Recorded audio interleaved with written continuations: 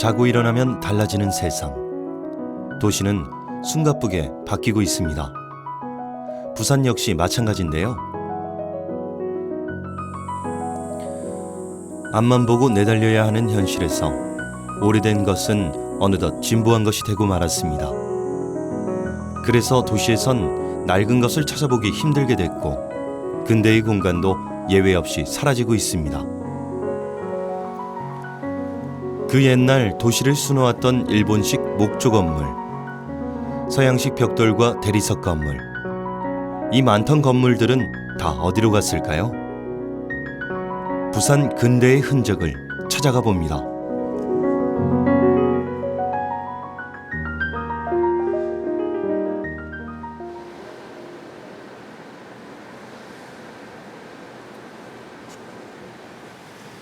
부산 중구. 수많은 차량들이 오가는 양옆으로 드높은 빌딩 숲이 형성돼 있습니다. 지금은 이렇지만 한때 이곳은 부산을 대표하는 근대 건축물들이 가득했던 곳인데요. 특히 이제 근대 도시가 발전하는 데 있어서 제일 중요한 것들은 결국 물류 이동과 사람의 이동, 즉 항구를 가지고 배로 이동하는 것과 또 육로로서는 철도가 이동하는 이 두 가지 문제가 가장 급했다고 볼 수 있는 겁니다. 따라서 부산항 근처에는 부산 항구를 중심으로 해서 당연히 부산항에는 개항이 되면서 행정적인 기관으로서는 세관이라는 기능들이 두게 되고요. 또 인근에는 항구가 있으면은 그 옆에 아까 제가 말씀드렸듯이 철도와 연결되는 이 그 부산역이랄까요? 이런 중심적인 어떤 스테이션이 만들어지고 이런 이제 여러 가지 사람들이 모여 살게 되고 또 무역하면서 기능을 하기 위한 당연히 행정적인 기관이라든지 아니면 교육기관 또 거기에 따른 어떤 여러 가지 어떤 편의 시설들 이런 시설들이 이 1900년대 초반부터 해서 급속하게 부산에 이렇게 자리 잡게 되는 거죠. 그 시절부터 한결같이 부산을 지켜온 부산역. 지금은 첨단 양식으로 모습이 바뀌었지만 한때는 부산 세관, 부산 우평국과 더불어 부산의 3대 르네상스식 건물로 꼽혔다고 합니다. 1908년 착공하여 1910년 완공되었는데 준공 당시 부산역은 경성역보다 컸을 뿐 아니라 일본 본토를 포함해도 최대 규모의 역사였습니다. 하지만 안타깝게도 화재로 소실되고 말았는데요. 불탔으니까 서운하기는 하지. 그렇지만 또 역사를 이뤄 옮기고 난 뒤에는 말이지 그전자 그 역사는 좀 적었습니다. 그렇지만 지금 현재 역사는 아주 크고 잘 돼가 있죠. 잘 돼가 있어요. 지금 100만이 넘는 말에 인구가 살고 있는데 지금 부산에 말이에요. 지금 역사가 아주 방대하게 잘 돼가 있고 전자 그 역사는 그 당시에 인구도 적고 이러니까 그 역사는 서운하지만도 무척했어요. 불타고 없으니까 안 그래? 그 화재가 났으니까 부산 시민이 인간하면 그 화재 난데 말이야 어떤 싶어서 구경하러 많이 왔죠. 예. 처음 지어진 부산역은 1953년 사상 최대의 대화재로 인해 약 1만 4천여 채의 건물, 가옥과 함께 전소되었습니다.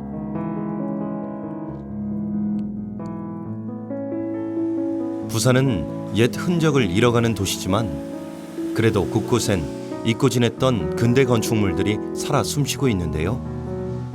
이곳은 언뜻 봐선 최근에 지어진 건물 같지만 오랜 역사와 문화를 지탱하고 있습니다.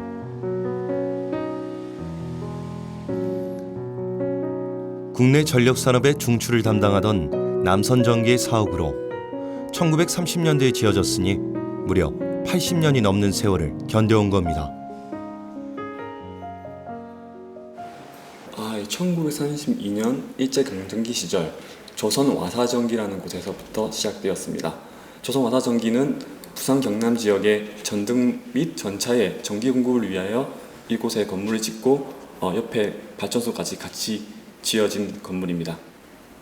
아마 보시는 바와 같이 겉에 표지는 그대로 되어 있고 안쪽에 일부 사무실 부분만 수정이 되었을 뿐 그대로 원형 보존한 상태이며 현재 한국전력공사 중부산지사의 사옥으로 이용되고 있습니다. 한마디로 말하면 발전이라고 생각합니다. 일제강점기 시절부터 전기를 공급하면서 그 도시가 발전하는 모습을 지켜봐 왔고 또 6.25 시절에도 임시정부의 발전하는 모습을 저희가 봐왔기 때문에 현재 어려웠던 시절부터 현대에 이르기까지 계속 발전하는 모습을 지켜본 사옥으로서 저는 요약하자면 발전과 제일 관련이 있다고 생각이 듭니다. 당시 오피스 빌딩 가운데 부산에서 최초로 엘리베이터가 설치된 건물이었다고 하는데요. 지금은 층수 안내판만 남아있고 내부는 바뀌었습니다. 1970년대 들어 한 층을 더 중축한 것 외엔 건축 당시의 모습이 잘 보존돼 있는데요. 한쪽 벽면에 대형 철제 금고. 이는 주요 서류나 전차표를 보관하던 용도였습니다. 이 남선전기 주식회사가 본사 건물을 지을 때는 당연히 이 미국의 오피스 형태의 이러한 건물 형식을 이렇게 가지고 있었다라고 그런 영향을 많이 받았다고 볼 수가 있고요. 따라서 안에 보시면은 그런 이제 요즘에도 우리가 많이 쓰고 있는 오티스 엘리베이터라든지 이런 것들도 그 안에 다 있었고요. 또 이제 지금도 현재 가보면은 금고가 이렇게 남아 있는데 역시 그러한 것들은 이런 이 전기에 관련된 장부라든지 이런 것들도 관리를 했겠지만은 역시 이제 이 전차를 운영하다 보니까 매번 어떻게 보면 매 하루를 갖다 이렇게 마감하고 그 수익들을 결산하고 이런 어떤 일종의 어떤 이런 금융적인 어떤 이런 창고 기능들도 필요했지 않을까. 그래서 그 안쪽에 보면은 예전에 지금도 이 한국전력 중부산 지점 안에는 금고와 같은 이러한 기능들을 가지게 있게 되는 거죠. 그래서 지금 현재 남아 있는 그런 어떤 건축물의 특성들은 그 당시에 그 회사가 어떤 사업을 했느냐, 그리고 그 사업에 필요한 것들이 지금 현재도 그대로 남아 있는 겁니다. 옥상에는 대공포를 거치하던 방공포대가 고스란히 남아 있습니다.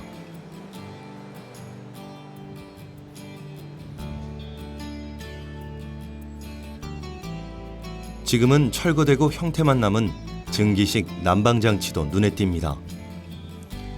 비슷한 시기에 지어진 부산 축구소. 지금은 부산 지방기상관측소로 바뀌었는데요. 이곳은 건물 내 외부가 거의 온전히 보존되어 있습니다. 일본 중앙기상청 제1임시축구소로 1904년 창립되어 1934년 부산항을 한눈에 내려다볼 수 있는 복병산 꼭대기에 청사를 신축 이전하였습니다. 외관은 물론 창틀을 올리면 고정이 되도록 작은 것 하나까지 세심하게 신경 쓴 건물입니다.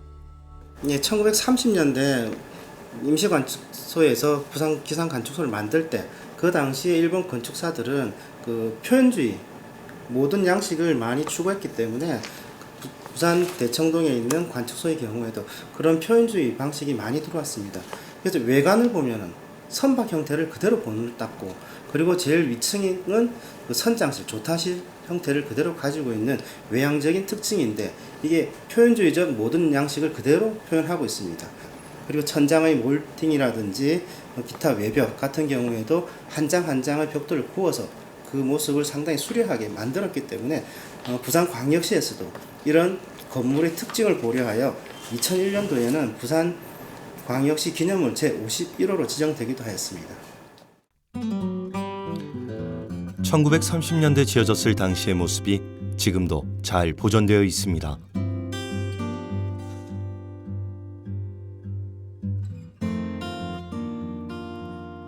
그러나 부산지방기상청이 동래구로 옮겨간 후 이곳에선 현재 관측 업무만 이루어지고 있습니다.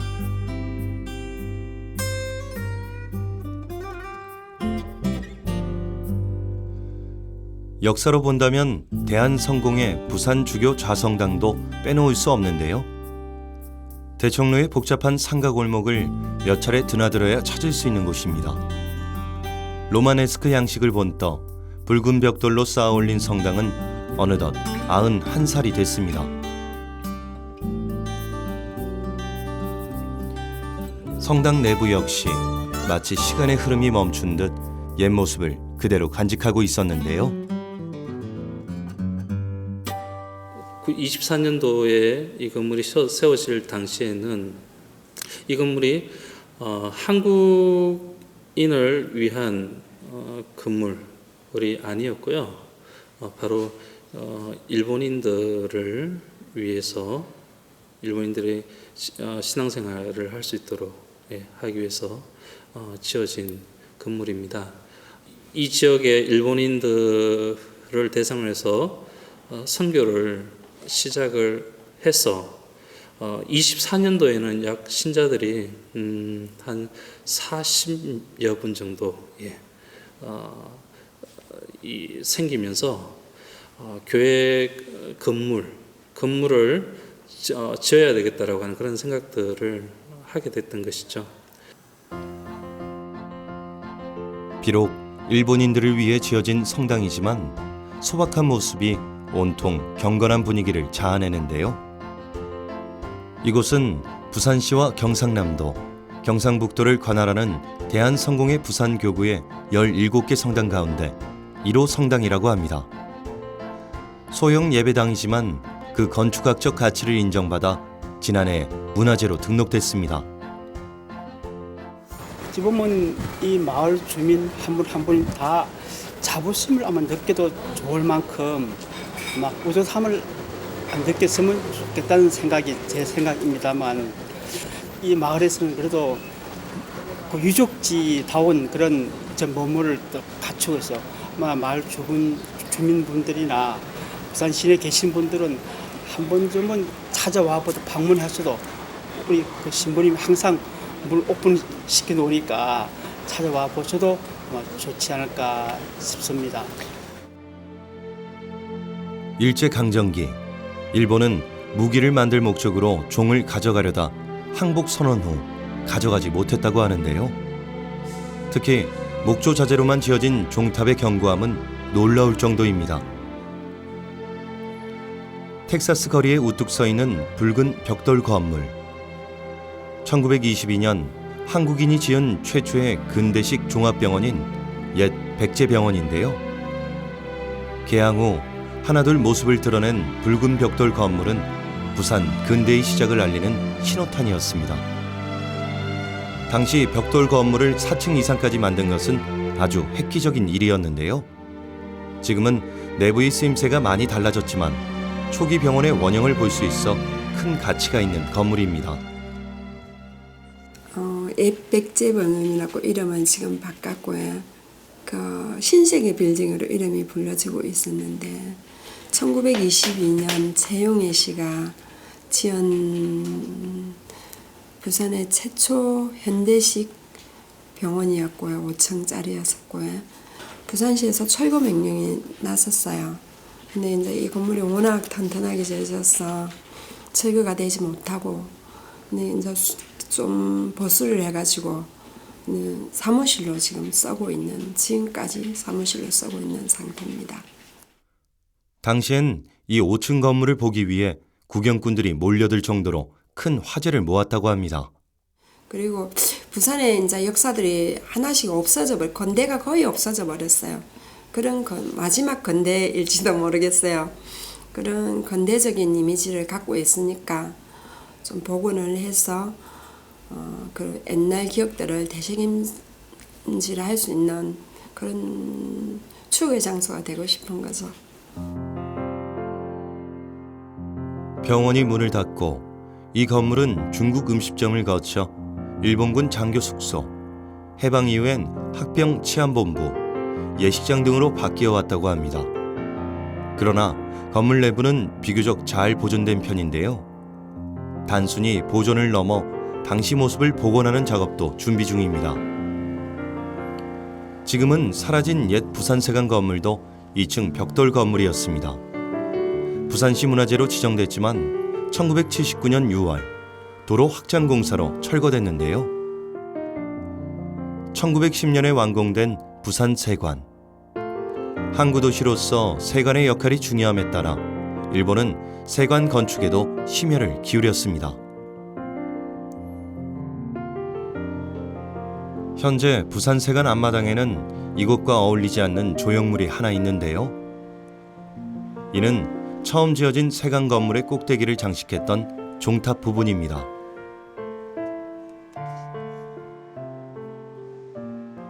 부산 세관의 옛 건물은 한마디로 말해서 부산항의 그 상징적인 건물, 르네상스풍의 건물이었습니다. 이것은 우리가 그 일제가 들어오기 전에 구한말 당시가 됩니다만은 하여튼 건물이 만들어진 것은 1910년입니다. 그래서 1911년도에 완공이 됐으니까 일제 강점기 시작과 같이 그 맥을 같이 하고 있습니다만은 하여튼 부산에서 거의 60여 년 동안 부산항을 지키고 있던 상징적인 건물이었습니다.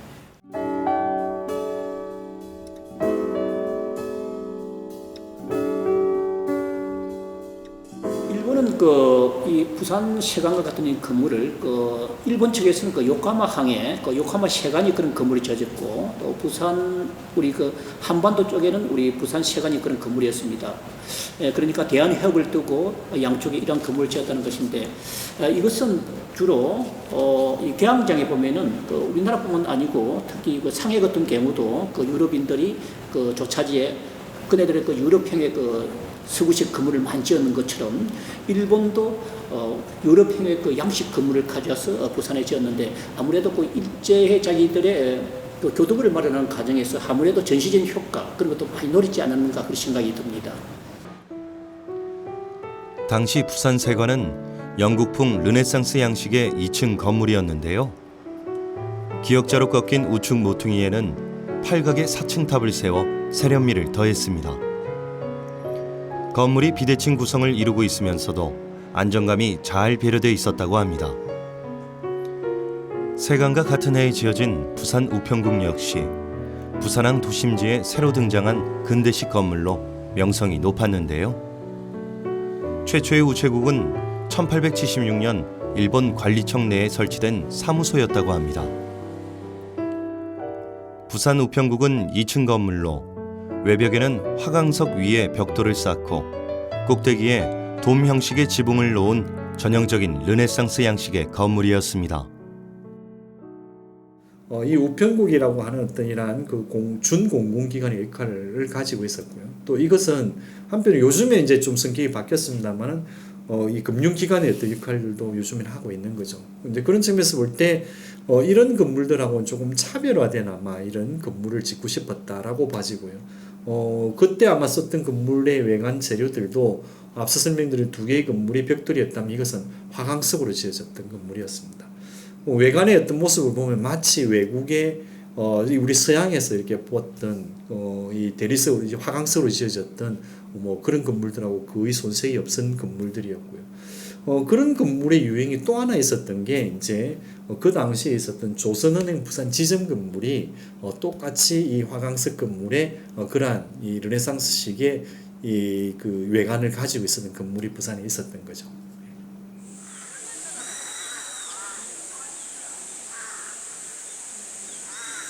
부산 시민들의 쉼터가 되어주는 어린이 대공원. 넉넉한 자연의 품에서 사람들은 저마다 스트레스를 풀곤 하는데요. 이곳에도 근대의 흔적을 찾아볼 수 있는 시설물이 있다고 합니다. 바로 성지곡 수원지인데요. 이곳의 물은 전국의 명수 백선에 들 정도로 뛰어난 수질을 자랑합니다. 100여 년 전으로 거슬러 올라가면 이곳은 부산 최초의 근대식 상수도 시설이었습니다. 저희 어린이 대공원은 여기 성지국 수원지를 바탕으로 편백나무, 삼나무들이 잘 갖춰져 있는 가족적 공원입니다. 그리고 아직 저쪽에 안 가보셔서 모르겠지만은 저쪽에 가보시면 저희 가족 친수 공간이라든가 그다음 금연동산, 그다음에 여기 이쪽에 수변 공원이 잘 갖춰져 있고, 야간에는 여기 성지교 다리를 이제 한번 보시면 이 성지교 다리에는 이제 LED 조명이 갇혀 있습니다. 그래서 가족분들과 오면은 연인들과 같이 오면서 이 LED 조명을 보면서 아름다움을 느낄 수 있는 도심 속 공원이라고 생각합니다. 등록문화재인 성지곡 수원지는 부산 시민들에게 수돗물을 공급한 최초의 근대적 수도시설인데요.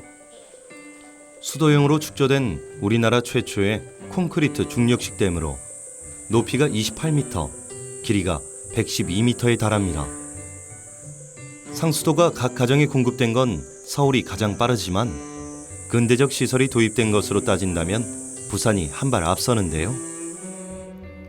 이곳은 일본 기술진에 의해 1910년에 완공됐습니다. 이는 개항 이후 외국인의 급속한 증가로 상수도 시설의 필요성이 일찍부터 대두했기 때문입니다.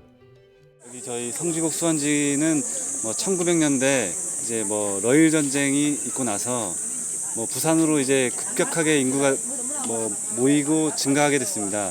그러면서 저희 그 급수량이 많이 부족했고 그 급수량을 이제 엄강산 수원지에서 충당을 하다가 그 급수량이 많이 부족하기 때문에 저희 성지곡 수원지를 이제 엄강산 수원지가 같이 그 급수량을 이제 투입을 하면서 그때부터 이제 건설하게 되었고 지금까지 이용하게 되었습니다. 그 옛날부터 부산 시민들에게 수돗물을 공급해준 성지곡 수원지. 이곳 외에도 수정산 배수지, 복병산 배수지, 그리고 버키 수원지와 같은 근대 수도 시설이 남아있다고 하는데요. 그러나 이 역사를 아는 이들은 그리 많지 않습니다. 지난 세월, 개발에 치중해온 우리가 근대의 유산들을 방치해온 건 아닐까 싶습니다. 60년대에 이제 이 부산역 일대 대화재 사건이 있었습니다. 대부분 요 일식 가옥들이 목조 주택이었기 때문에 화재에 취약했죠. 그래서 부산역 일대 대화재 사건 내지는 국제시장 일대의 화재 사건 이런 것들 때문에 한꺼번에 또 많이 이런 것들이 사라지게 됩니다. 그런 어떤 그 외부적인 요인이 있는 반면에 이제 80년대, 90년대에 접어들면은 이제 경제가 발전이 되고 이러다 보니까 개인적인 어떤 이런 주택들의 변화들도 이제 많이 이제 변화가 되고 이런 것들이 이제 부동산 가치가 올라가게 되니까 실질적으로 여전히 쓸만하지만은 그래도 부동산 가치라는 측면에서 이런 것들을 이제 개발을 막 하게 되는 거죠. 특히 이제 80년대부터 해서 90년대 초까지는 거의 개발 붐에 의해서 그 당시에 있었던 많은 건축물들이 아마 새로운 지금 현재 모습으로 탈바꿈이 하게 되는 거죠.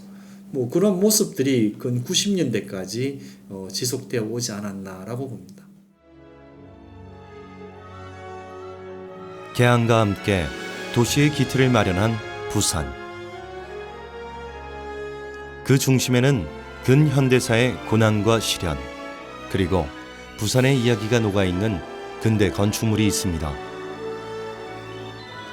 부산세관, 부산축구소, 옛 백제병원 등 도심 곳곳에 남아있는 근대의 흔적들. 비록 당시의 모습은 사라지고 없지만 그 속에 담긴 역사만큼은 우리네 가슴 속에 살아 숨쉬고 있습니다.